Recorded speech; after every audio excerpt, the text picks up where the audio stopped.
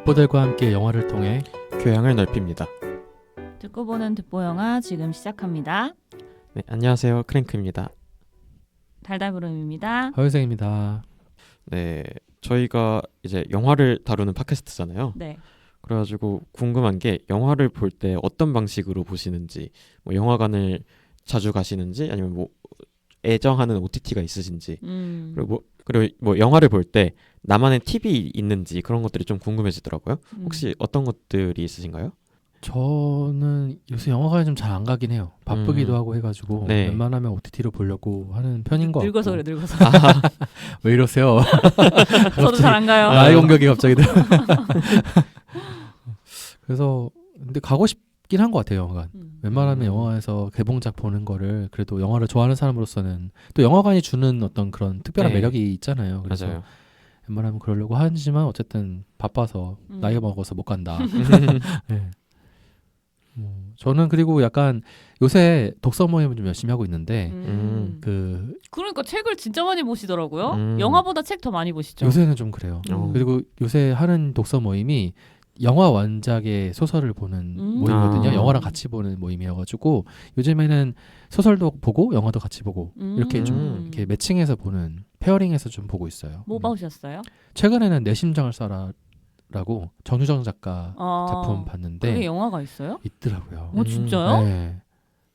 저도 모르는 사이에 개봉을 했었더라고요. 근데 영화는 좀 별로긴 했는데. 네. 그 정혜정 작가님도 문체를 워낙 힘있게 잘 맞아요. 쓰시니까. 네. 그리고 그 전에 본 건 속죄, 어톤먼트, 이언 맥키건. 네.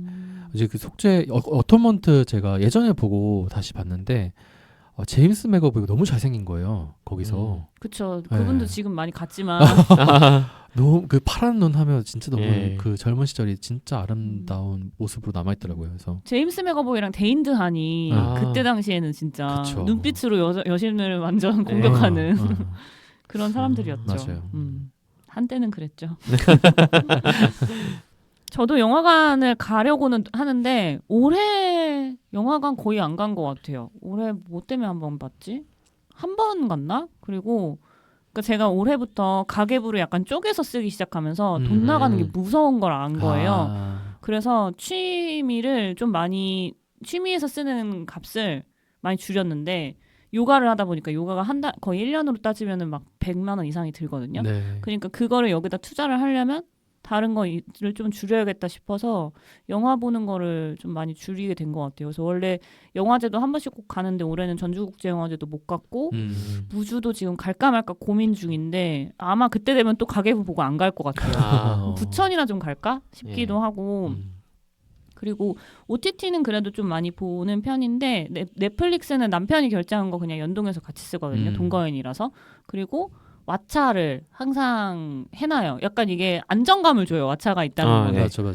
사실 안 보는 달도 있거든요. 너무 바쁘고 그러면. 근데 저는 운전할 때 사실 보면 안 되는데 운전할 때 너무 졸리면 뭘 틀어놔요. 그때 왓챠를 좀 쓰는 편인데 그 한국 단편 영화들 있죠. 네. 네. 그런 것들 네. 그냥 가볍게 볼 수 있는 거 10분, 20분짜리 이런 거를 왓챠로 많이 보고 그런 게 넷플릭스에 없어요.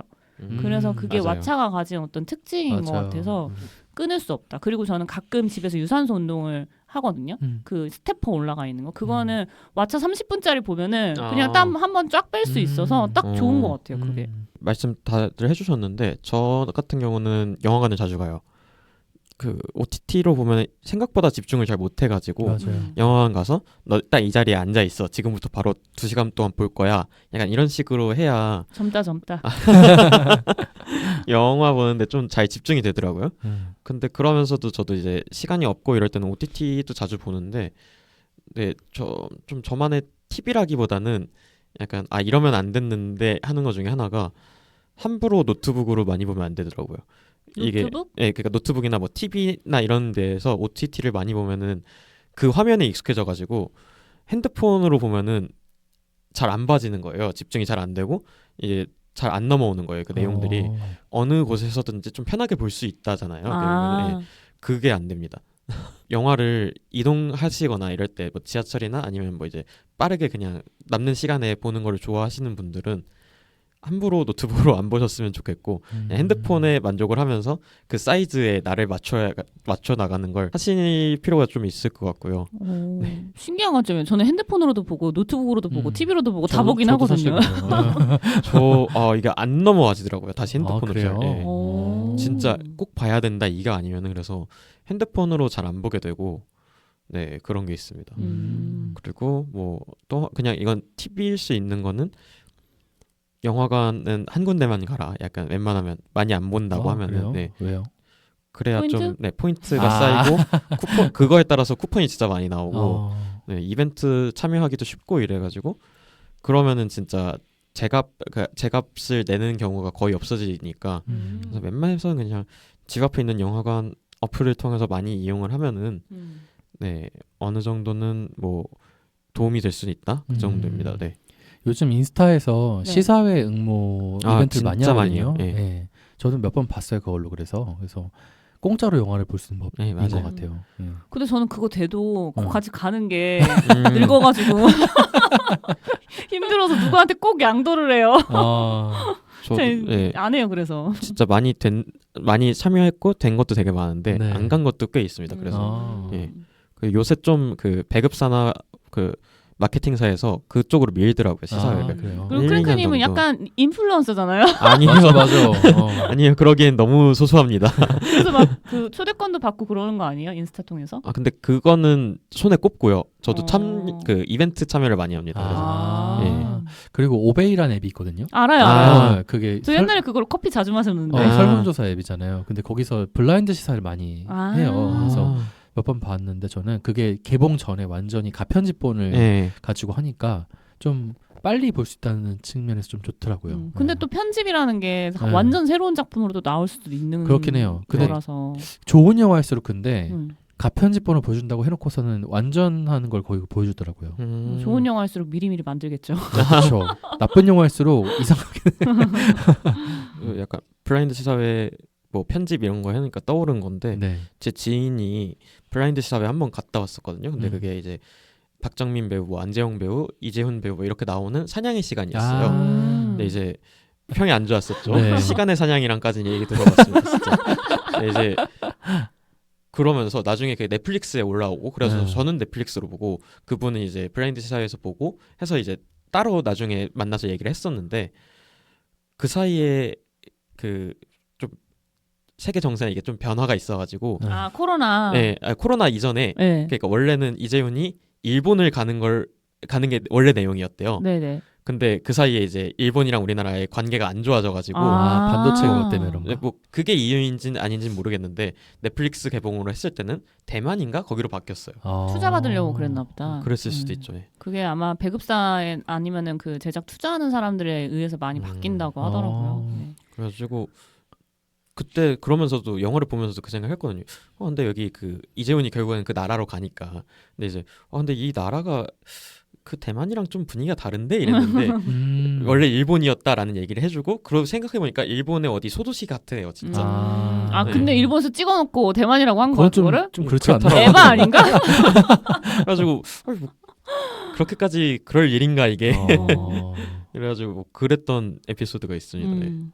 저 최근에 진짜 이상한 영화 봤거든요. 그 옛날에 띠오님이 추천해줬던 영화인데 그 왓챠에서 어린이의 마음을 담아 하면서 큐레이션이 몇 개 뜬 거예요. 그 거기에 이제 모서리라는 영화가 있어가지고 보셨어요? 아니요 안 봤어요. 안 봤어요? 띠오님이 네. 얘기했던 것 같아요. 그때 했어요. 그래서 봤는데 그냥 띠오님이 그때 얘기할 때는 초등학생 아이가 이제 이런 데에다가 음부를 부딪히면서 약간 감각을 느낀 거예요. 네. 이게 기분이 좋네 하면서 그걸 찾아다녀요. 그 책상을. 맞아. 근데 그것만 보면 되게 귀여운 네. 내용이잖아요. 근데 영화를 전체적으로 봤는데 이 앞뒤가 완전 새로운 게 붙으면서 띠오님이 얘기한 거랑 완전 다른 이상한 얘기가 펼쳐지는 거예요. 그래서 뭐야 이거? 그래서 근데 이게 어린이를 위한 거라고? 심지어 15세인데 제가 봤을 땐 거의 청불급이에요. 그 중간 내용만 약간 귀엽지 앞뒤는 아니거든요. 앞뒤를 어떻게 다뤘길래? 30분밖에 안 돼요. 집에 가시면서 한번 봐보세요. 근데 사람 옆에 있으면 보기 힘들걸? 그 정도예요? 깜짝 놀랐습니다. 띠오님 듣고 있나요? 맞아요. 그 큐레이션도 좀 조심해야 됩니다. 왓챠가 진짜, 특히 네. 그래. 이상한 거에 넣어놓는 것도 있고 그냥 약간 있어요. AI 돌리는 느낌도 네. 들어요. 그런가 보다. 어. 그래서 AI도 좀 잘 돌려야 되는데 네. 그냥 AI가 수집할 수 있는 정보가 네. 영화 내용은 잘 수집을 네. 그쵸, 못하잖아요. 그쵸. 얘가 네. 거짓말도 잘하고 영화 내용은 그러다 보니까 그런 게 들어간 게 아닌가 싶기도 해요. 일단 네 그렇게 말씀을 일단 많이 나눠주셨는데 저희가 이제 OTT로도 결국에는 영화를 많이 보잖아요. 네. 네, 근데 OTT가 결국에는 좀 서비스를 중간에 영화를 끊을 때가 있어요. 종료 예정작이 뜨기도 하고 뭐 이런 게 있는데 그런 것 통해서도 저도 그 부분은 좀 신경을 많이 쓰는 편이기도 하거든요. 원래 보려고 했던 영화들인데 좀 종료 예정작이다 이게 뜨면은 급하게 몰아보는 경우도 있고 막 그런 것들이 좀 있어요. OCN에서 나오면 꼭 봐야 되는 약간 이런 느낌인가? 네, 그죠. 뭐 물론 그러고 안 내려가는 경우도 있고 그렇기도 해요. 지금 뭐 이제 작년 기준으로 봤을 때는 브레이킹 배드라는 그 미드를 작년 한 해에 몰아봤거든요. 네. 진짜 12월 달부터 한 시즌 2개를 한 번에 다 본 것 같아요. 그게 내려간다 그래가지고. 근데 아직도 안 내려갔고요. 네, 뭐 그리고 그런 경우들도 있어요. 예. 약간 한두 달 있다 다시 올라오는 경우들도 예, 있는 것 맞아요, 같은데. 다시 계약을 했나 보다. 다시 아니면은- 그러니까 올라오는 경우도 있고. 예, 왓챠로 넘어간다든가 아. 그런 일들이 있더라고요.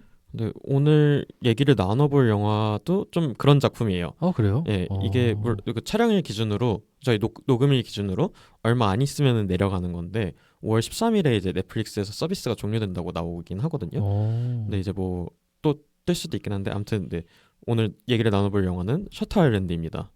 네, 간단하게 줄거리를 설명드리자면은 셔터 아일랜드는 스릴러 영화계의 거장인 마틴 스콜세지 감독과 레오나르도 디카프리오가 네 번째로 호흡을 맞춘 작품이라고 해요.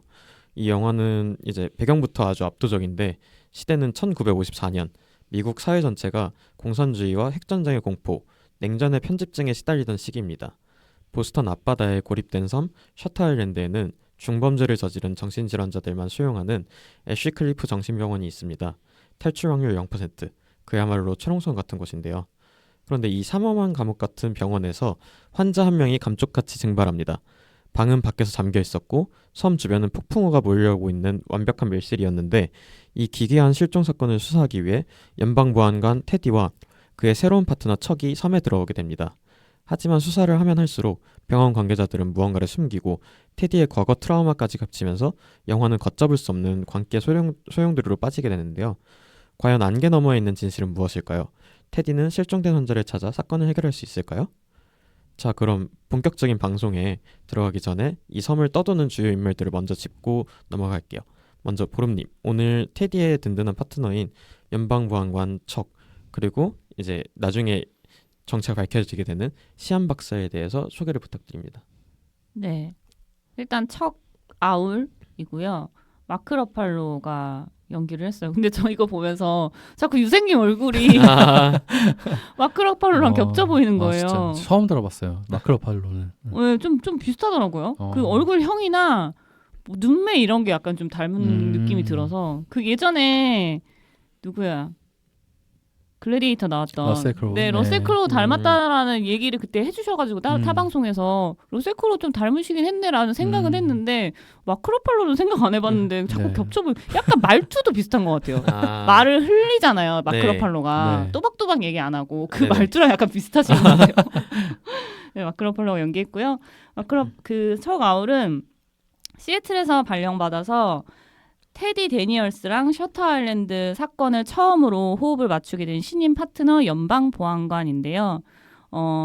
일단 들어갈 때부터 약간 좀 의심스러운 장면들이 좀 나오기는 해요. 총을 잘 분해를 못 하거든요. 아, 네네. 거기서부터 눈치채신 분들도 있으시겠지만 진짜 연방보안관인지 아닌지는 영화를 보시면 확인을 하실 수가 있고 굉장히 충성스럽고 싹싹하기는 한데 테디를 굉장히 믿고 수사에 적극적으로 동참을 하기도 하고 이것저것 질문도 하면서 뭔가 사건의 실마리를 같이 풀어가는 것 같기는 하지만 뭔가 계속 미심적인 구석이 있습니다. 그래서 중간에 한번 사라지죠.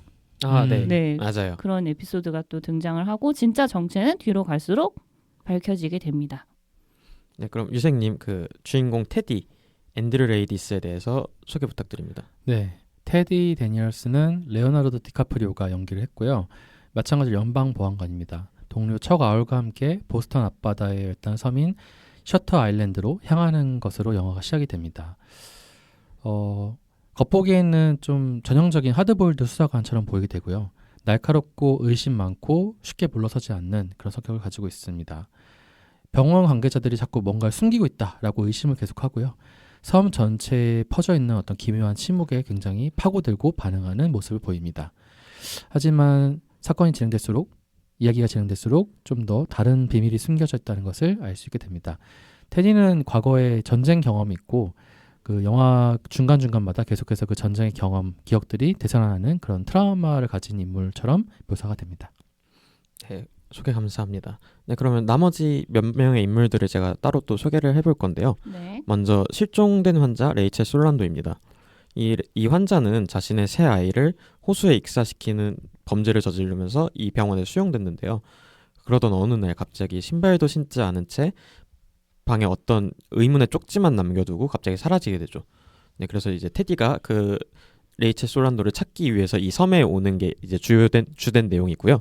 네, 그리고 병원의 총책임자 존 코리 박사입니다. 당시 이제 유행하던 폭력적인 뇌 수술이 있는데 그 수술 대신에는 대화와 어떤 여러 가지 치료 기법들을 통해서 환자를 치료하려는 좀 인도주의적인 의사로 등장하게 되는데요. 그러면서도 앤디의 수사를 조금씩 좀 뭐 방해하고 잘 정보도 잘 안 주고 이런 식의 태도를 지으면서 사람들한테 셔틀랜드가 뭐 하는 곳인지 좀 더 의문을 가지게 하는 그런 인물로 나옵니다. 네, 자 그렇다면은 다들 영화는 어떻게 보셨나요? 저는 이번에 처음 봤거든요, 이거를. 네, 그러니까 이 영화가 되게 재밌다라는 얘기는 많이 들었는데 네. 볼 생각을 크게 안 하고 있다가 최근에 이제 그 연초에 이제 같이 회사를 다니던 팀원분이 나가시면서 이 영화를 추천을 해줬었어요. 네, 회사 추천이야? 되게 그래가지고 그냥 그렇구나. 그래 이 영화 한번 봐야 되겠네. 시간 되면 이랬는데 안 그래도 이제 그 5월 13일에 내려간다 그래가지고 급하게 또 한번 이 기회를 통해서 보려고 또 얘기를 해봤고요. 근데 되게 재밌더라고요. 네, 혹시 어떻게 보셨나요? 저는 이번 세 번째 본 것 같아요. 아주 옛날에 한번 보고 한 3년인가 4년 전쯤에 아니다. 술 끊기 전이니까 한 4, 5년 됐네요. 왜냐면 제가 그때 약간 만취 상태로 본 것 같아갖고 내용이 중간중간 약간 끊겨가지고 근데 이제 그 반전을 아니까 네. 처음 봤을 때부터 아니까 두 번째 봤을 때도 그냥 그 단서를 좀 따라가면서 본 것 같고 이번에도 그 물과 불의 상징 이런 거를 좀 따라가면서 많이 보려고 했던 것 같은데 확실히 마틴 스콜세지가 원래 되게 그 장치들을 미묘하게 잘 넣잖아요. 네. 그래서 그거 찾아가는 재미는 좀 있는 것 같고 일단 레오나르도 디카프리오의 연기가 아주 옛날이다 보니까 아주 옛날까지는 아니지만 비교적 옛날이잖아요. 그래서 얼굴도 그래도 지금보다는 멋있고 연기를 잘하는 것 같은데 자꾸 어디서 본 것 같지 않은데 약간 개츠비 느낌이 자꾸 나는 거예요. 네. 근데 생각해보니까 이게 시대 배경이 비슷해요. 그 개츠비의 배경은 아니지만 그 개츠비를 썼던 그 시대 배경이랑 그렇죠. 예. 그 개츠비가 살아가는 그 인생이랑 이때 시대 배경이 상당히 좀 흡사한 부분이 있기도 하고 그리고 인셉션 같은 느낌도 살짝 들어요. 왜냐하면 환영이잖아요.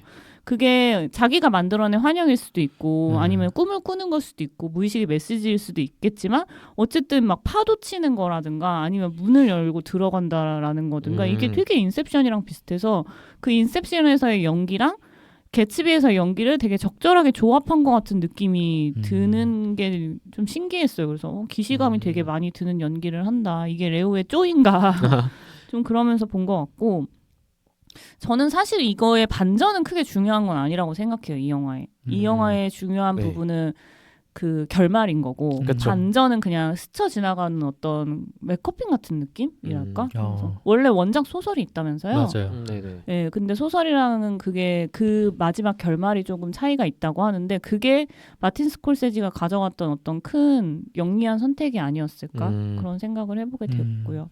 그리고 일단 뭐 연출 잘하니까 네. 화면도 예쁘고 맞아요. 볼거리가 많더라고요.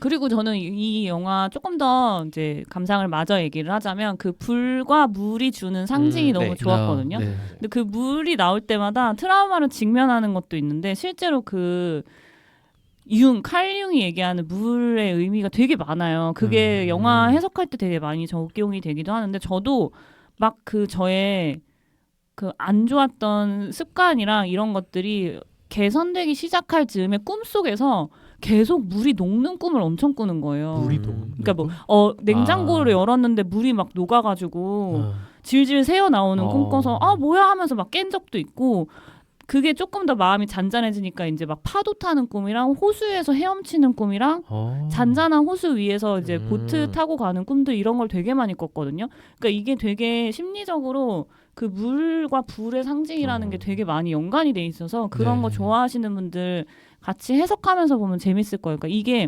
직면하는 것도 있는데 제가 봤을 때는 이 사람이 그 무의식이 녹는 거 무의식이 나한테 말을 거는 그 포인트들마다 물이 한 번씩 등장을 하더라고요. 이게 되게 그냥 단순히 불을 쓴 게 아니네요. 맞아요. 그리고 원래 불과 물이 정화의 상징이기도 그쵸. 해서 네. 그래서 두 개를 붙여놓은 것 같다는 느낌도 들어요. 저는 마지막쯤에 이제 아이들이 호수에 둥둥 떠 네. 있고 그걸 이제 건져내와서 눕히는 그 장면이 전 되게 이미지적으로는 좀 충격적이기도 하면서 뭔가 느끼는 게 되게 많은 것 같아요. 네. 그 장면이 뭔가 너무 잘 찍었다 일단. 네. 그러면서도 아름답게 찍었잖아요. 아름답게 맞아요. 찍었다. 그러면서도 그 부인이 돌로레스가 와가지고 우리 이제 인형놀이 하자 이런 네. 섬뜩하면서도 어떻게 이런 장면을 넣을 생각했을까 좀 놀라웠어요. 영화적으로. 연출을 잘한 장면이죠. 맞아요. 실제로 그런 어떤 이런 병을 앓고 있는 사람들이 그 직면해야 되는 현실이 어떤 건지를 얼마나 좀 잔인한 건지를 확실히 좀 잘 보여주는. 맞아요. 근데 영화적으로 미학을 놓지 않는. 그러니까 놀라웠던 게 호수는 정말 예쁜데 무언가 둥둥 떠다니는 게 보여요. 그때 좀 약간 소름이 맞아요. 돋죠. 거기 또 레오나르도 디카프리오 연기가 또 되게 네네. 전 좋았던 맞아요. 것 같아요. 그때 진짜 잘했어요. 자연을 잘 찍었어요 전체적으로. 맞아요. 네. 그냥 스튜디오 이런 느낌이 아니고 네. 정말 정신병동 자체를 섬으로 하다 보니까 네. 막 바다도 나오고 숲도 나오고 많이 나오는 것 같아요. 그런 것들이. 역시 이 헐리우드 때깔은 따라갈 수가 네. 없나 봐요. 자본은 그러니까요. 자본의 집약체는 어쩔 수가 없습니다. 제가 아까 그 내 심장을 쌀아라는 영화 봤다 그랬잖아요. 그게 2015년작이거든요. 네. 너무 별로예요 영화가. 그 미장센도 진짜 별로고 연출 자체가 너무 별론데 이게 2010년도 작품이더라고요. 셔터 네, 아일랜드가 맞아요. 너무 깔끔하고 일단은, 맞습니다. 예, 화면이 너무 때깔이 좋은 거예요. 그래서 네. 아 도대체 우리나라 왜 이렇게 안 될까 이런 생각도 좀 돈이 많이. 없어서. 그리고 저는 약간 그 브루스 윌리스가 귀신이다 이런 것처럼 이 반전을 들은 적 있는 것 같아요 어딘가에서. 아 진짜요? 네. 저 영화는 처음 봤는데 네. 그래서 그 반전을 알고 있으니까 처음 딱 등장하자마자부터 이제 그런 것들이 이제 근데 안 들었어도 조금 알 수 맞아요 있는 그런 것 요소가 같아요. 많나요? 네. 네, 맞아요. 무의식에 우리가 있는 거 이런 거 너무 많이 봐서. 아, 그렇지. 그런 것도 있고 약간 그런 것들이 의도적으로 좀 흘린 것도 있는 네, 것 같아요. 맞아요. 네. 그게 중요한 게 아니니까. 맞아요. 네. 그리고 되게 좀 은근히 이런 반전이 있는 영화가 생각보다 진짜 아무도 모르는 반전을 내놓으면은 그렇게까지 막 맞지, 안 좀 그런 좋아하지. 게 있어가지고 네. 은근히 좀 맞춰가는 재미를 줄 필요가 있다고 생각하거든요. 그래서 그것도 되게 잘 살린 것 같고. 네. 네.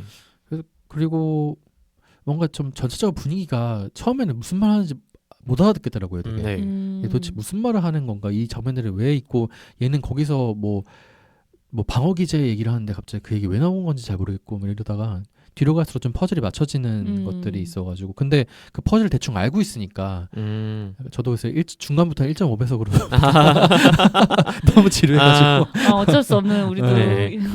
이 쇼폼 시대에 너무 길다. 어쩔 수 그러면서. 없습니다. 네. 근데 그렇게 길진 않던데 2시간 38분 정도 되지 않나요? 네, 요새 2시간 넘어가면 깁니다. 네. 아 그래요? 근데 스콜세지 감독 영화 중에서는 그래. 길지 않습니다. 아, 진짜요? 아이리시맨 4시간이야. 다 못 보겠다. 도저히 도전할 수 없는 영화. 그거는 네. 극장에서 봤어야 되는데 제가 극장에서 놓쳤어요. 아. 그러니까 영원히 안 보게 돼요. 맞아, 네. 맞아.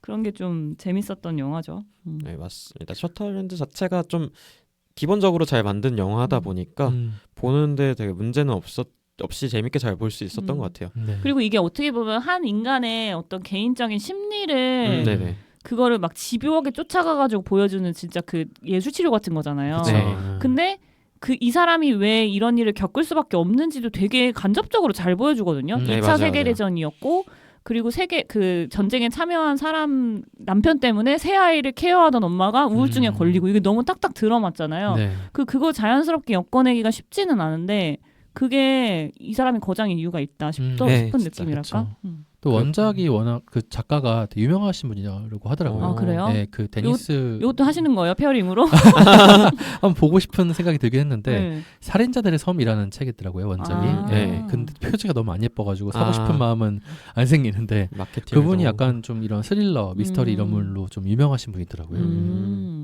근데 좀 많이 깔아두긴 했어요. 일단 정신병 네. 정신병 맞아요, 있는 맞아요. 환자들을 가두는 섬이다라고 했을 때 저 새끼가 정신병자 아니야? 아, 근데 맞아. 기본적으로 그 생각은 그쵸. 하고 가죠. 맞아요. 너무 문법이 너무 많이 맞아. 아니까 우리가. 그래서 그거랑 연결해서 이제 질문 하나 드려볼 건데 네. 결국 그 반전인 거잖아요. 이 영화가 네네. 언제쯤 눈치채셨나요?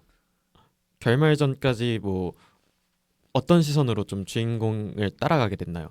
그게 그 좀 궁금하더라고요. 트릭이 좀 있긴 있어요. 왜냐면 처음에 저 새끼 정신병자 아니야 하면서 봤는데 약간 헷갈렸던 때가 언제냐면 그 바닷가에서 그 의사 만났을 의사 때 만났을 때 네. 레이첼 네. 만났을 때 진짠가? 맞아. 진짜 속이는 건가? 이게 쇼인가? 이렇게 생각하게 만드는 게 약간 트릭이더라고요. 맞아요. 저는 한 초중반부에 환자일 수 있겠다라는 생각은 했었거든요. 여러 가지 상황들이나 뭐 이런 걸 봤을 때.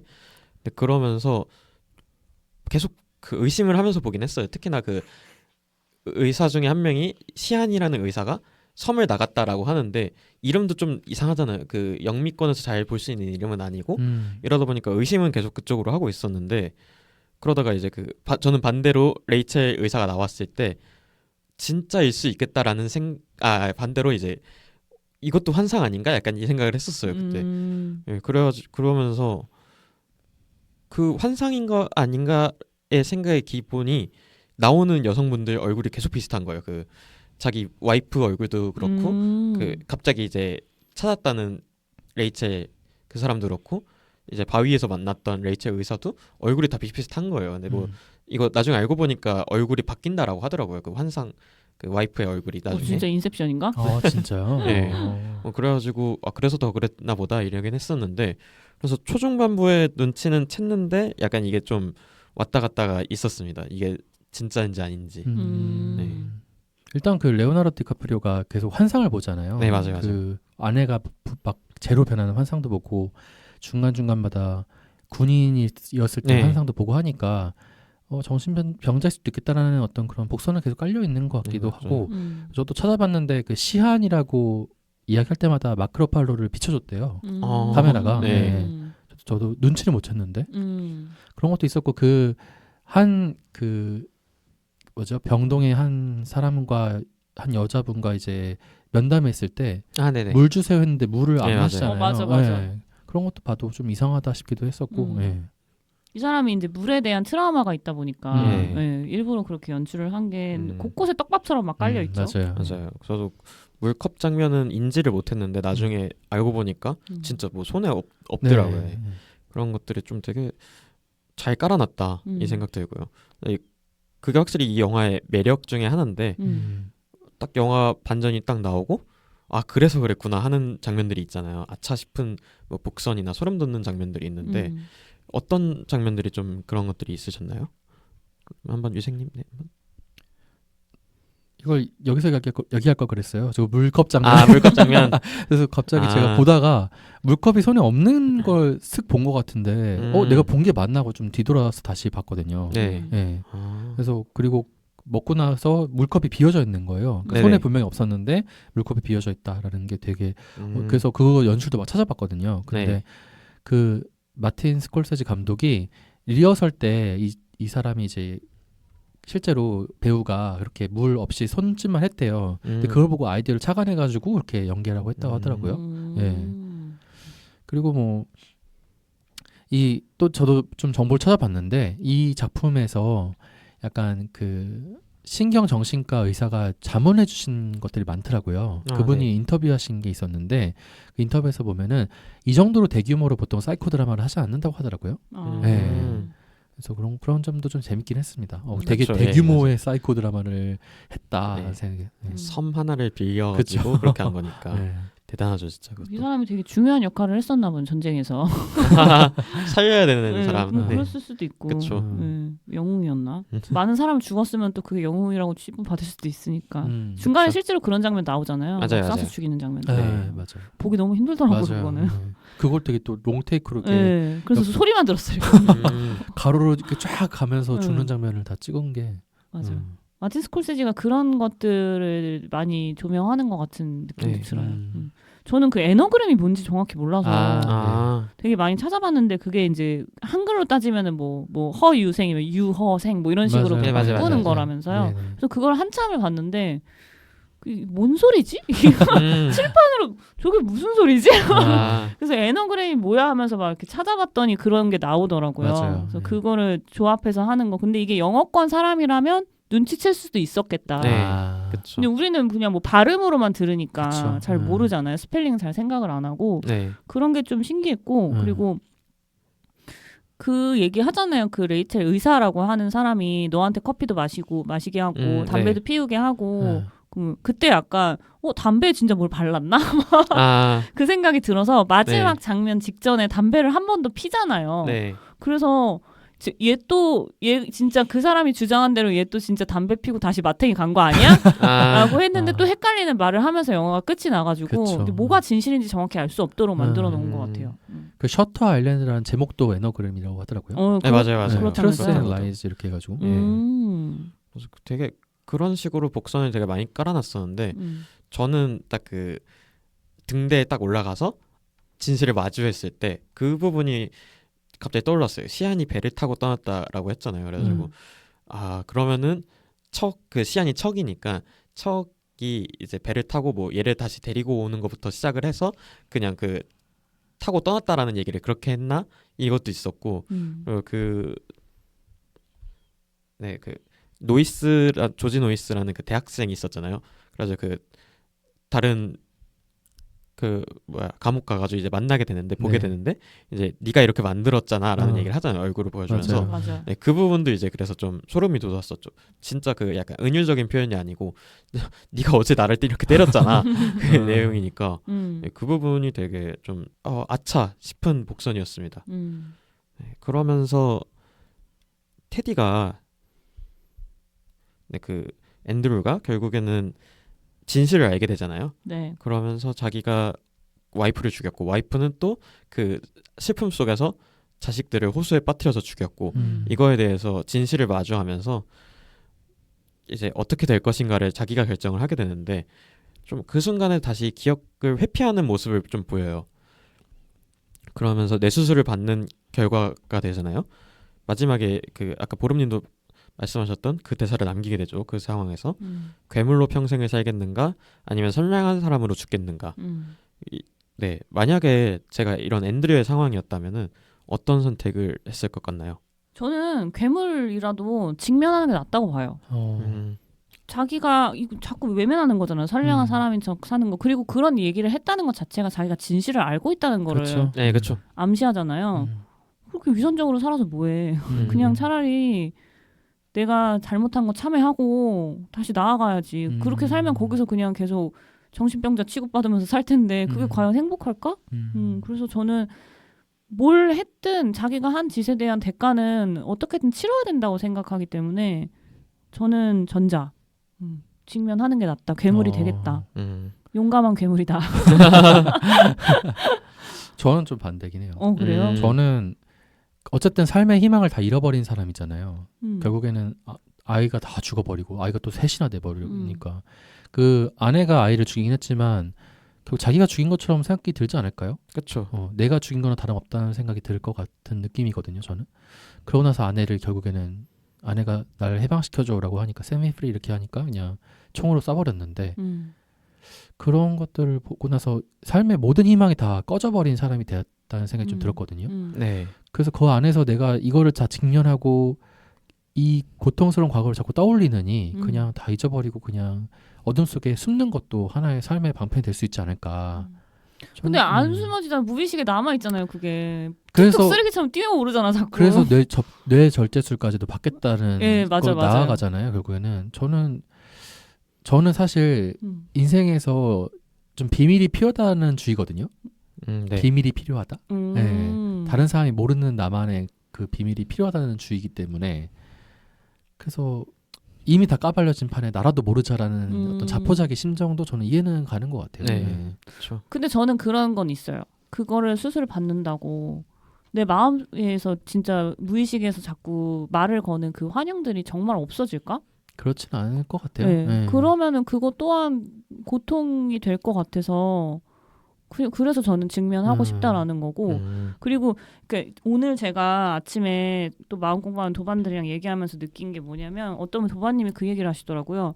심리학이 진짜 마음을 살피기에 너무 좋은 도구인데 이게 치명적인 단점이 있는 게 자꾸 탓을 하게 되는 것 같다. 네. 당신이 이런 거는 이 이유 때문입니다라는 거를 명확하게 얘기를 하니까 그래서 여기서도 다 이제 심리학적으로 접근을 하잖아요. 정신과 의학 이런 쪽으로 접근을 하다 보니까 이 테디가 자기가 이렇게 된 거는 뭐뭐 때문이다라는 거에 되게 갇혀 있단 말이에요. 맞아요. 네. 그래서 그거를 버리게 하는 그 다음 스텝이 중요한데 이 안에서는 그게 힘들어요. 그렇죠.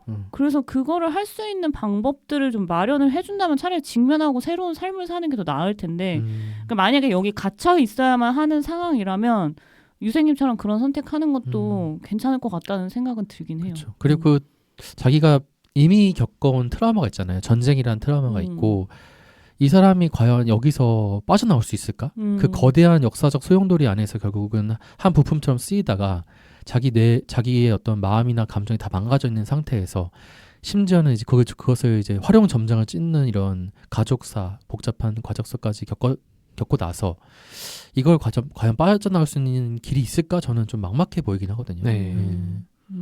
저도 비슷하게 그렇게 생각하게 되더라고요. 앤드류가 결국에는 2차 세계대전에 참전해서 다하우 수용소를 거기에 있는 사람들을 이제 다 처벌을 하는 과정이었었고 그리고 전쟁이 끝난 이후에서는 보안관으로서의 삶을 살아가잖아요. 그러면 어떻게 보면은 되게 좀 사람들을 위한 삶을 살아가는 건데 근데 아무도 그렇게 생각 안 하잖아. 네. 문제는 이제 네. 그 결과가 결국에는 와이프가 자기 애기들을 다 죽였고 자기는 그 와이프를 죽였고 그러면서 너는 위험성이 있는 인물이야 라고 해서 여기에 이제 수감 아닌 수감을 하고 있는 상황인 건데 그러면서 자기 폭력성이 거기서 계속 나오는 거죠. 근데 진짜 그거를 직면하는 거는 진짜 힘들 것 같아요. 그래서 와 이거 어떻게 해야 될까라는 생각이 드는데 저는 이제 반대로 그럼에도 그 수술이 너무 무섭습니다. 못할 것 같아 진짜. 아플까봐. 네. 왜냐면은 말로만 들었는데도 너무 이거 끔찍하죠. 진짜 아닌 끔찍해. 것 같은 거예요. 근데 뭐라고 하더라? 어디를 째서 눈에다가 얼음 네. 송곳 같은 걸 넣어가지고 네. 그 부분을 이제 그치 지금처럼 의학이 발달된 때가 네, 아니니까 맞아요. 네. 아프긴 아플 것 같네요. 근데 또 그러면서 모르는 척 하고 있는데 갑자기 저기서 송곳 들고 오잖아요. 그래서 와 이거 못할 것 같은데 장난이었어 이러고 다 알고 있어 이러고 넘어갈 것 같은데 사실은 내가 다 기억하는데 네. 수술의 공포가 모든 걸 다 네, 압도해버렸다. 송곳이 오는데 눈으로 들어간다는데 이게 못 버틸 것 하겠죠. 같아요. 그 생각은 안 해봤는데 네. 겁쟁이구나. 안 될 것 같더라고요. 봤는데 너무 무서울 것 같아요. 네. 그거 얘기하니까 저는 그 레이첼 박사 얘기가 갑자기 딱 생각나는데 모든 고통이라고 하는 것은 다 뇌에서 시작된다라는 네. 말이잖아요. 그 지금 무서울 것 같다는 그 말이 그 뇌에서 이제 명령을 내는 저건 무서운 거야. 네. 그러니까 더 아픈 거지. 이겨내보자. 정신적 고통이 더 나을 수 있다. 이게 되게 악명 높은 수술로 남아있고 진짜 맞아요. 실제로 해왔던 수술이라고 하더라고요. 네. 진짜 자료가 네. 있나요? 그런 네. 게? 그 전두엽이라 그래가지고 그 전두엽이 보통 사고를 담당하는 그 뇌의 부분이잖아요. 근데 그 앞쪽 부분을 마비를 시켜버리게 되면은 잘라버리게 되면은 사람이 이렇게 멍해지고 게라울에서 나오는 그런 것처럼. 맞아요. 약간 사람이 진짜 말 그대로 좀비처럼 네, 진짜 네. 좀비가. 사고 기능이 마비되는 거죠 실제로.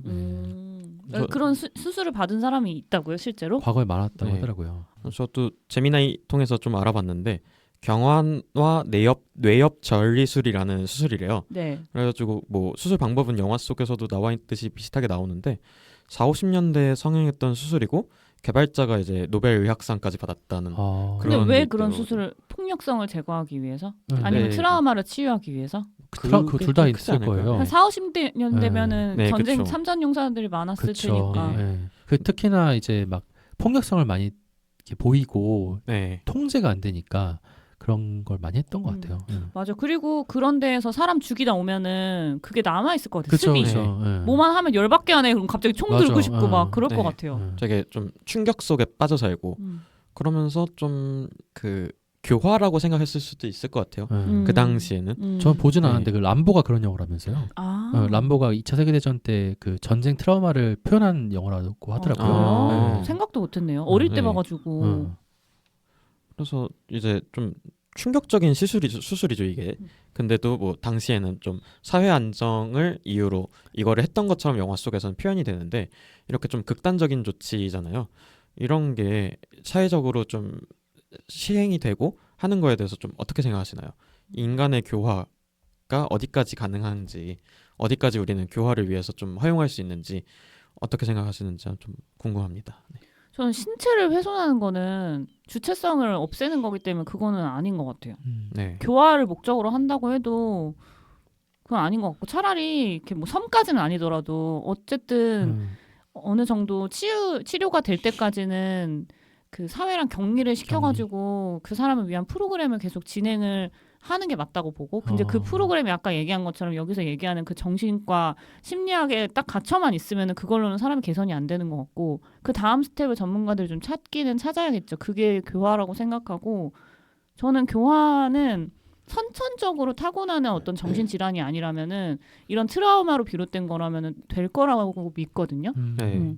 그래서 그런 얘기들이 사실 우리 주변에도 좀 들을 수 있는 이야기들이 좀 있기는 하잖아요. 네. 그래서 그리고 좀 희망을 믿는 편이라서 그렇게 됐으면 좋겠다라는 생각을 하고 싶고 뇌수술은 인권적인 측면에서는 맞지 않다. 그렇죠. 네. 그런 건 어떻게 생각하세요? 화학적 거세 이런 건 어떻게 생각하세요? 성범죄자들. 솔직히 엄마이기 때문에 네. 저의 마음으로는 찬성하는데 뇌 그 이성적으로 판단했을 때는 그것도 잘 모르겠어요. 어떤 성기능을 아예 그냥 없애버리는 거니까 이것도 어떻게 보면 인간의 기본권 중에 하나잖아요. 생식 기능이라는 것이. 유생님은 혹시 어떻게 생각하시나요? 좀 어려운 문제인 것 같아요. 그쵸, 저는 네. 인간은 안 바뀐다고 생각하는 편이라 가지고 교화가 될까라는 생각을 항상 하고 지금 어떤 이런 교도소에 가두고 격리시키는 수준에서 그런 것들이 가능할까라는 것에 항상 의문이 있거든요. 네. 항상 그런 거에 대한 의심이나 의구심이 있기 때문에 그렇다고 해가지고 과연 사람이 또 사람을 이렇게 판단해가지고 뭐 기준이란 걸 마련했다고 할지라도 그 기준이 완벽한 것도 아니니까 네. 그걸 함부로 그렇게 해도 되나? 라는 생각도 좀 들기도 하고 되게 같이 판단하기 어려운 영역이라는 생각은 들긴 해요. 그 저는 이 영화 보면서 낙인이 되게 무섭다라는 생각도 네. 들었어요. 맞아요. 여기서도 다 그렇게 함부로 사람을 판단한 다음에 정신병자야 네, 맞아요, 이렇게 맞아요. 해버리니까 거기서 더 벗어날 수가 없는 것도 있잖아요. 네. 그리고 실제로 제 주변에 그 아이가 ADHD 때문에 엄청 힘들어해서 결국엔 여기서 너무 많은 이제 어려움을 겪다 보니까 시골로 내려가서 한참을 살다가 다시 올라온 케이스가 있어요. 이제 네. 아이가 고등학생이 됐는데 중학교 때까지 거기서 보내다가 고등학교에 오면서 이제 그 공백의 시간이 있잖아요. 중학교 내내 여기 없었으니까. 그리고 나서 고등학교 가서 새로운 친구들, 새로운 선생님을 만나서 이 아이가 ADHD가 있었다는 걸 아무도 모르는 거예요.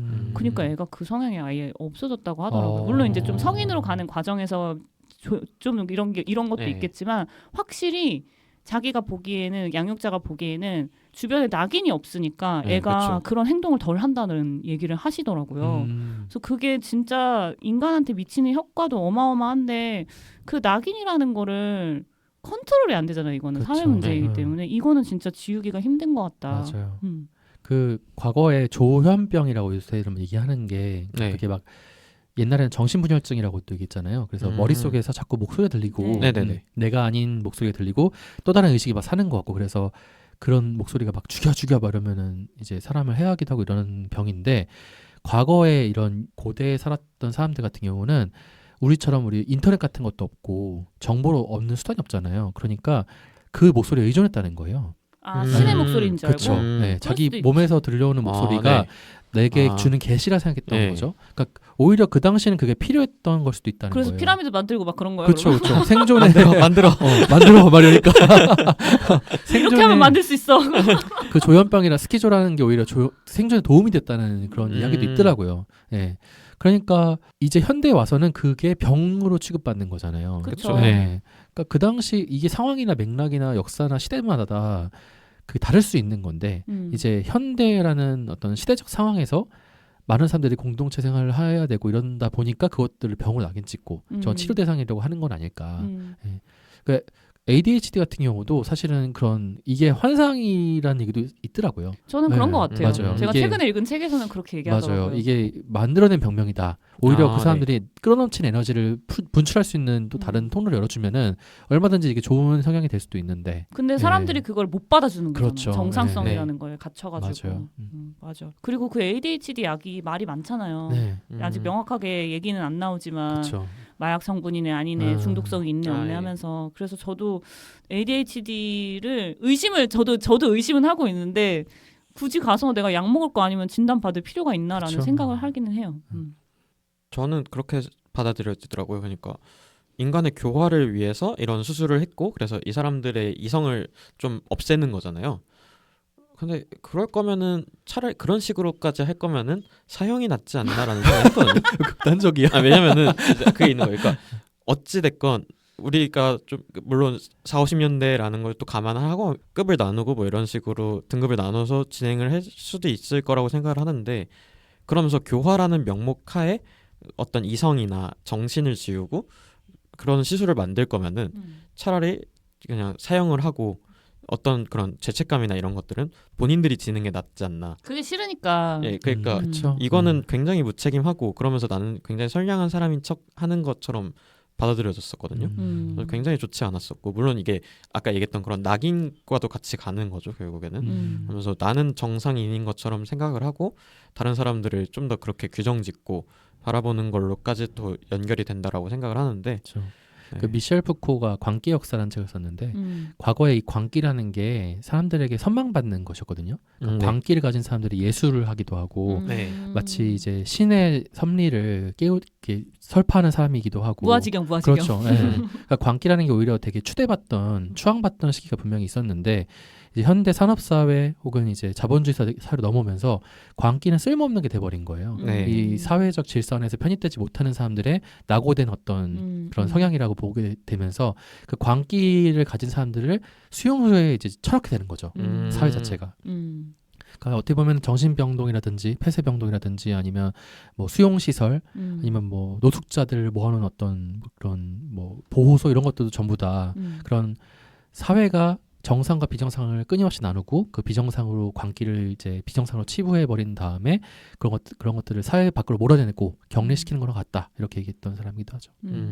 그러니까 예를 들어서 테디 같은 경우는 그런 광기를 잘 이용해서 자기가 잘못한 거를 직면하면은 그냥 남은 시간 동안 사람들을 위해 그냥 봉사하는 삶을 살 수도 있지 않나? 그렇죠. 네. 그게 사실 사회 전체적으로 봤을 때 도움되는 일이잖아요. 근데 그렇게 할 수 있는 사람이 많지는 않은 것 같아요. 그렇죠. 그만큼 단단하지도 못하고. 그래서 개인적으로도 지금의 어떤 법 그 교정 시스템이나 이런 것들을 봤을 때 교화의 측면을 얘기를 하자면은 솔직하게 인정해야 될 부분이 크다고 봐요. 어떤 거냐면은 실패했다. 이거 교화 안 되는 것 같다. 이 시스템은. 그걸 좀 인정해야 되는 부분도 많다라고 보는데 실제로 뭐 교도소에 많이 넣는다고 해서 그들이 교화가 되는 것도 아니고 이미 영화에서도 예전에도 영화에서도 나오듯이 쇼생크 탈출 보면은 감옥에서 오랜 기간 있고 해서 좀 어느 정도 교화가 돼서 나왔더니 사회에 적응을 못해서 자살을 하고 이런 것도 근데 실제로 지금도 뭐 많이 일어나고 네. 그리고 그것도 있어요. 경제 활동을 못 하니까 네, 다시 들어가더라고요. 맞아요. 오히려 더 막장으로 살고 음. 그러니까 그거에 대해서도 어느 정도의 인정이 필요하고 아까 얘기했던 사형이 낫지 않나라는 것처럼 네. 그 책임을 질 건 우리 그 사회가 책임을 질 건 좀 지고 다른 시스템을 좀 불러올 수 있는 계기가 좀 됐으면 좋겠는데 그게 조금 안 되지 않나라는 좀 아쉬움들이 크게 있습니다. 제가 아까 말씀드린 그 정유정 작가의 내 심장을 썰어도 하필 또 폐쇄병동 얘기거든요.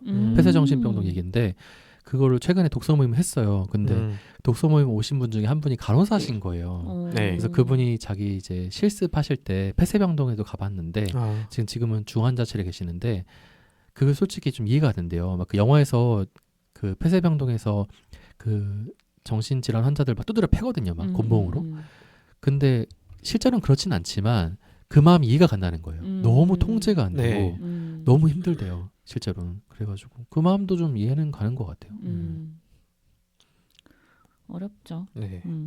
특히 이게 좀 이 영화가 이거를 좀 어렵게 만드는 것 중에 하나가 앤드류라는 인물이 전쟁을 겪고 거기서 트라우마가 PTSD가 있는 상황에서 사회 시스템이 그거를 충분히 케어를 못 해주니까 자기 와이프도 그런 그 정신적인 질병을 겪고 거기서 이제 앤드류가 완전 돌아버리는 그 과정을 겪었기 때문에 좀 더 고민이 많이 되잖아요. 그러면서 좀 비극적인 인물로서 많이 보여지고 그래서 어떻게 보면 시대랑 사회가 만들어낸 괴물이라고 보여지더라고요. 네. 근데 그러면은 이제 좀 연결되는 질문인 건데 이들에 대한 강제적인 통제가 과연 적나할까요? 내가 만약에 책임자라면은 이들을 좀 어떻게 대할까요? 어떻게 대해야 할까요? 네. 이 질문 보고 저도 얼마 전에 봤던 책 생각이 났는데 그레이스 M 조라는 작가가 쓴 전쟁 같은 맛이라는 책이었거든요. 그게 한국에서 이제 기지촌 막 형성됐을 때 기지촌에서 일을 하다가 미군을 만났는데 다행히 이거 잘 풀린 케이스예요. 그 사람과 결혼을 해서 미국으로 이민을 가게 된 거예요. 그 여성분이. 그게 이제 자신의 엄마에 대한 이야기였고 그 사이에서 딸이 태어난 게 그레이스 M 조라는 작가였거든요. 근데 기지촌이 아직도 있잖아요. 그대로 성노동 하시는 분들의 장소로 아직도 원주에도 있고 아직도 되게 많이 평택에도 있고 남아 있는데 그게 사회가 만들어낸 어떤 여성들을 착취한 거잖아요, 사실은. 그렇죠. 근데 그거를 인정을 하지 않고 아무런 보상도 해주지 않는 채로 그냥 개발할 거니까 나가 이렇게 해버리면은 거기에서 지금까지 남아있던 사람 물론 기지촌에서 형성됐을 때 그때부터 일하시던 분들은 이제 너무 할머니가 되셨으니까 없겠죠. 근데 그 상징적인 자리들이 계속 남아있으면은 거기서 일하는 여성들은 있단 말이에요. 네. 근데 그 사람들 나가버리라고 하면 어디에 가야 되나 그런 생각이 들거든요. 근데 최근에 그래도 대통령이 얘기한 거 보니까 좀 연대를 하긴 하더라고요. 이 사람들 당장 쫓아내면 어디 가라는 겁니까? 네. 그래서 어쨌든 인권 변호사 출신이다 보니까 네. 그 정도 감수성은 있다 싶어서 저는 좀 그거 보고 다른 생각이 많이 들었는데 그거랑 비슷한 것 같아요. 그 성노동하는 여성들도 이 내막을 잘 모르면은 괴물이잖아요. 그쵸. 어떤 네. 사람들한테는. 근데 그냥 당장 나가라고? 이거는 사회가 책임을 안 지고 그냥 내동댕이 치는 거 아닌가? 그 생각이 들어서 내가 만약에 책임자라면 어느 정도 살자리 마련해주고 다음 스텝으로 나갈 수 있도록 충분한 보상을 받을 수 있는 노동을 할 수 있는 어떤 기술들 이런 것들을 한 2, 3년에 걸쳐서는 좀 해줘야 되는 게 국가의 그래도 책임 아닐까 싶기는 해요. 국가가 그러라고 있는 게 아닌가 싶기도 해요. 그쵸. 네. 네. 이게 어떻게 보면 아주 현실적인 문제를 내려오게 되면은 이해관계자가 너무 많다 보니까 다 다르게 생각할 수 있을 것 같아요. 뭐 내 세금으로 그런 거 해주는 게 맞냐 네. 이렇게 생각하는 사람부터 시작해가지고 사실 그런 좀 천박한 천민자본주의의 반로긴 하겠지만 그걸 떠나서라도 정책단을 넘으면 또 그것에 대한 예산 문제라든지 뭐 법령 문제라든지 이런 문제도 있으니까 복잡한 문제들이 섞여 있는 게 맞긴 하죠. 근데 그래도 국가라면은 국민을 버리지 않는 게 국가니까 네. 대의적인 차원에서라도 그런 것들이 분명히 세심한 데까지 신경을 써야 되는 게 맞는 것 같고 그렇게 잘 될수록 좋은 국가라 볼 수 있지 않을까요? 그러니까 지난번에 저희가 뭐 윤리적 가치 이런 거 얘기한 것처럼 저는 되게 길게 보거든요. 몇백 년 막 이렇게. 근데 결국에 성노동하는 사람이 없어지는 걸 원한다면 성매매가 없어지는 걸 원한다면 깔끔하게 처리해야 되지 그렇죠. 않나? 네, 그렇죠. 그 생각이에요. 저도 보면서 이제 느낀 게 뭐 영화에서 그냥 연결해서 얘기를 하자면은 그 거기 있던 정신병동에 있던 의사들이랑 그 의견을 내는 사람들이 솔직하게 말해서 저는 운이 좋아서 그 자리에 있는 거라고 생각이 들더라고요. 전쟁 속에서 살아남았고 전쟁의 피해를 덜 겪었고 그래서 정신적으로 멀쩡해서 그 자리에 앉아 있는 건데 거기서 되게 뭐라도 된 마냥 너희는 정신적으로 문제가 있으니까 내가 이런 판단을 내릴 수 있어야 돼 라는 게 좀 웃긴 거예요. 그래가지고 그런 강제적 통제가 조금 웃기게 다가왔는데 그 더 웃겼던 포인트가 아까 앞 질문이랑 연결되듯이 책임지지 않는 것들 그게 조금 좀 더 웃기게 다가왔었어요. 그래서 제가 책임자라면은 그냥 착한 척은 하기 싫더라고요. 네, 그래도 죽이진 않잖아 이거보다는 좀 더 확실하게 대안을 주고 그 뭐 아까 얘기했었던 성노동이나 이런 것들을 끝내기 위해서는 뭐 여러 가지 대책들이 필요하잖아요. 그러면서 진짜 그 대안을 마련해 줘야 되는 필요도 확실히 있는 거고 이제 그거에 대해서 더 명확하게 얘기를 하고 직접적으로 싸우고 약간 이런 것들이 필요하겠다라는 생각이 들더라고요. 그러면서 뭐 그냥 좋은 얘기하고 끝내는 게 아니고 확실하게 무언가를 얘기를 하고 그거에 대해서 반대하는 것들도 분명히 있을 거니까 그거에 대해서도 내가 또 싸움의 과정이 있더라도 그걸 좀 이겨내야 되고 설득을 해야 되고 그런 것들이 필요하겠다. 내가 책임자라면은 좀 그렇게 해야 될 것 같다라는 생각이 좀 들고요. 그러면서 가장 크게 생각이 들었었던 거는 그냥 이런 경우는 좀 사회가 그 한 동네 집단 그 마을이 좀 받아줘야 된다. 결국에는 뭐 한 아이를 키우려면은 모든 마을이 노력을 해야 된다라는 말이 있듯이 그냥 이런 사람들이나 뭐 여러 가지 뭐 이런 사람들이라고 말하는 것도 좀 웃긴 표현일 수 있는데 모든 사람들을 우리가 좀 다 같이 보듬어 줘야 되고 나도 누군가에게 보듬음을 좀 받아야 되고 이런 사회가 되어야 좀 이런 것들을 좀 케어할 수 있겠다라는 생각이 들더라고요. 아 그게 힘드니까. 네. 그래서 그런 생각도 해요. 어쩌면 자본주의의 끝은 제국주의가 아닐까. 진짜 돈이 다인 게 맞는 세상인데 그러면은 돈이 좀 힘으로 취한될 수 있으니까 결국에는 그럼 그게 제국주의가 아닌가. 여기서 테디 혹은 뭐 앤드류가 너무 폭력적인 성향을 많이 보이니까 결국에는 이 사회에서 더 이상은 안 돼. 결국에는 뇌 절제술을 해야 돼라고 하는 게 좀 쉬워 보이는 선택이잖아요. 네. 효율적이죠. 그죠. 효율적이고 네. 자본주의에서 효율을 네. 좋아하니까. 맞아요. 그냥 저쪽으로 치워버리면 돼라는 거나 네. 마찬가지인 선택이니까. 근데 그거를 좀 더 근데 이 영화에서는 오히려 그 박사가 그 주치의하고 그 박사 한 분이 엄청난 규모의 연극을 해서라도 네, 이거라도 해서 좀 바꿔보자라고 했던 그 선택은 그래도 의미는 있었다라는 네. 생각이 들긴 하는데 영화적 설정이다. 그렇죠. 진짜 현실에서 있기 어렵죠. 한 마을이 도와줬어. 1시간 하지. 1시간 예술 치료. 그림 치료하고 막. 네. 거기서 엉엉 울고 끝내고. 그 저 이거 보면서도 또 그것도 생각났어요. 요즘에 아까 ADHD 아이들처럼 뭐 금쪽이라고 얘기하는 그 아이들 있잖아요. 네. 그러니까 네네. 내가 만약에 선생님이라면 진짜 힘들잖아요. 네. 그렇게 생각하면은 또 생각이 바뀌긴 해요. 그쵸. 그쵸. 한쪽 입장만 또 얘기할 네. 수는 없는 노릇이긴 해요.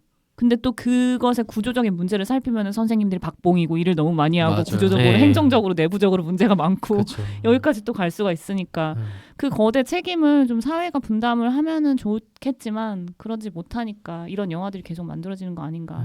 네. 그렇습니다. 이것도 맞아요. 너무 좀 복잡한 문제인데 그러다 보니까 손을 놓는 경우가 많아가지고 그래서 자꾸 영화에서도 얘기를 하고 그러는 것 같아요. 그리고 만약에 여기서 책임져라고 하면은 여기서 누가 책임질 건데 거기 그 영화 그쵸. 정신병동에 있는 사람 누가 책임질 건데 그게 또 내부 문제가 돼버리잖아요. 맞아요. 그게 싫으니까 네. 자꾸 토스토스 하게 되는 네. 것 같은 느낌.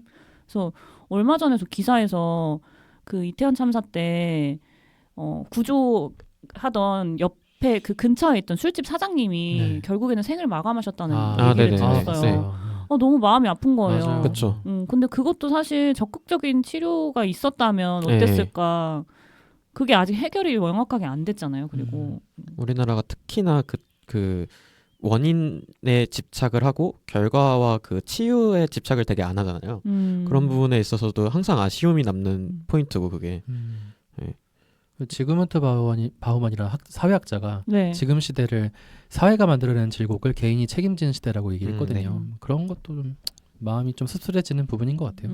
가만 보면은 약간 그래서 그 생각도 들더라고요. 어떤 투표나 그런 것들이 되게 무책임을 만들어내는 것도 맞는 것 같다. 당연하죠. 네. 그렇죠. 되게 작은 한 표로 큰 결과를 만들어내는데 솔직히 되게 진짜 작은 한 표긴 하니까 그거에 대해서도 좀 그 무책임한 감정이 되게 들어가는 거고 그 그냥 기본적인 마인드로 깔리는 그런 느낌도 많이 들더라고요, 진짜. 이 투표라는 시스템 좀 보면 되게 기괴하긴 해요. 선거운동 하는 거 이런 거 보면은 굉장히 대단하신 분들도 어쨌든 뭐 시장 가가지고 계속해서 오빠라고 불러봐. 막 이상한 행동 하지 않은 행동 해야 되고 그런 참 재밌는 이 민주주의에서 이 투표란 시스템, 선거란 시스템이 좀 특이하다는 생각이 들긴 하네요. 네. 그래서 옛날에 고대 그 플라톤까지 올라가면은 전인 네. 정치 민주주의도 잘못됐다고 얘기하잖아요. 엘리트 정치 된다고. 네. 어떻게 보면은 그게 되게 맞는 선택일 수도 있는 게 나한테 맡겨줘라, 내가 다 책임지겠다 하고서는 그냥 가는 거예요. 그래가지고 내가 잘못되면 내가 죽는 거고 그렇게까지도 가네요. 별 얘기를 다 했는데요. 네. 영화가 재밌으니까 진짜 별 얘기를 다 할 수 있고. 득보영화 인스타그램 아이디입니다. db.movies db.movies 많은 관심 부탁드립니다. 네, 오늘 이렇게 셔터 아일랜드를 통해서 진짜 뭐 별 얘기를 다 나눠본 것 같은데요. 한번 이게 넷플릭스에서는 내려갔을 텐데 이 방송이 나올 때는 근데 곧 다시 서비스가 될 수도 있고요. 그리고 제가 찾아보니까 쿠팡 플레이에서는 해주더라고요. 그래가지고 쿠팡 플레이나 뭐 이런 거 유튜브에서나 이렇게 가볍게 뭐 대여해서라도 볼 수 있으니까 한번 안 보신 분들은 기회가 된다면은 이번 기회에 한번 또 보시면 좋을 것 같습니다. 네. 네, 그러면 저희는 다음 시간에 더 재밌는 영화들과 재밌는 이야기들로 한번 돌아오도록 하겠습니다. 네, 감사합니다. 감사합니다. 감사합니다.